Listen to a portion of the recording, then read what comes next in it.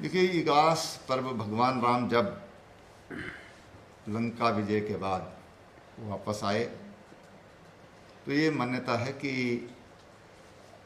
ये दूरस्थ क्षेत्र होने की वजह से यहाँ तक वो खबर पहुँचने में 11 दिन के लगे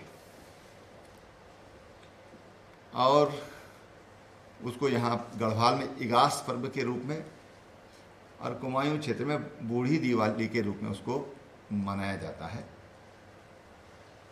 जब हम लोग गाँव में थे तो हम भैलो बोलते थे, भैलो खेलते थे, क्योंकि हमारा गांव तो नदी के किनारे है। सामान्यतः ऊंचाई पर लोग चीड़ की जो छिल्ला जिसको बोलते हैं उससे करते हैं, भीमल की जो लकड़ी होती है उसमें जब रेशा निकाल देते हैं तो उससे लोग खेलते हैं। लेकिन हमारे यहाँ जो तिल पैदा होता था, तिल निकालने के बाद जो तिल की झाड़ बच जाती थी उसको जला करके हम भैलो खेलते थे। निश्चित रूप से ये पर्व हमारे राज्य में बड़े हर्ष के रूप में मनाया जाता है। आज उड़द की पकौड़ी, जिनको लोकल भाषा में कहीं भूड़ा बोलते हैं, कहीं भूड़ी बोलते हैं, अलग अलग जगह क्षेत्रों में भी कई बार उसके नाम बदल जाते हैं, लेकिन चीज़ एक ही होती है कि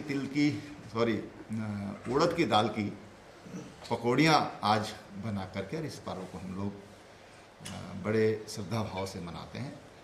आज इस पर्व के अवसर पर मैं सभी उत्तराखंड वासियों को, चाहे उत्तराखंड में हों चाहे बाहर हों, प्रवासी हों, उन सबको बहुत बहुत शुभकामनाएं। का बड़ा तेजी से संक्रमण हो रहा है क्या? जैसे दिल्ली हो गया, राजस्थान हो गया, हिमाचल गुजरात में भी, और पर्यटक भी बड़ी संख्या में आ रहे हैं। हमारे यहाँ तो उससे बर्फबारी होगी, पर्यटक आएंगे ना, तो उसके लिए क्या? देखिए,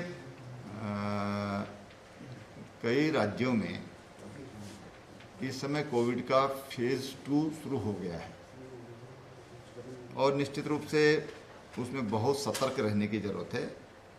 माननीय प्रधानमंत्री जी ने भी कल चीफ मिनिस्टर्स के साथ में वीडियो कॉन्फ्रेंसिंग किया था और 8 राज्य जो बहुत ज़्यादा इस समय प्रभावित हैं उनसे उन्होंने अलग से भी बात किया। उन्होंने उनसे व्यक्तिगत फ़ोन पर भी बात की। राज्य सरकार की इस दृष्टि से अपनी पूरी तैयारी है। हमने अपनी सीमाओं पर टेस्टिंग ये बढ़ाए हैं, एयरपोर्ट पर, रेलवे स्टेशन पर, सभी जगह टेस्टिंग बढ़ाई है, सर्विलांस हम बढ़ा रहे हैं और जो बहुत ज़रूरी है वो है मास्क का पहनना, बार बार हाथ धोना और सोशल डिस्टेंसिंग। इस बीच में लोगों में लापरवाही देखने को मिली है और इसलिए हमने पुलिस प्रशासन से कहा है कि आप इसमें थोड़ा सख्ती करिए, लोगों को मास्क पहनाइए। चालान करते हैं तो हम चालान करने पर 4 मास्क भी जिनका चालान होता है उनको देने का काम करते हैं।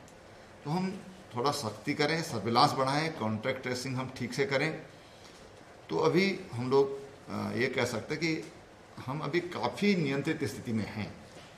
कुछ मसूरी में कुछ केस एकदम से ज़्यादा आए, लेकिन अभी जो केसेज आ रहे हैं और जो रिलीव हो रहे हैं, ऐसी चिंता की बात नहीं है, लेकिन सावधान रहने की सतत जरूरत है।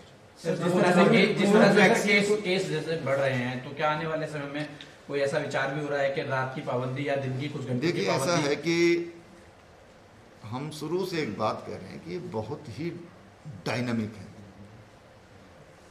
हम नियमित उसकी समीक्षा करते हैं और उसके अनुसार निर्णय लेते हैं।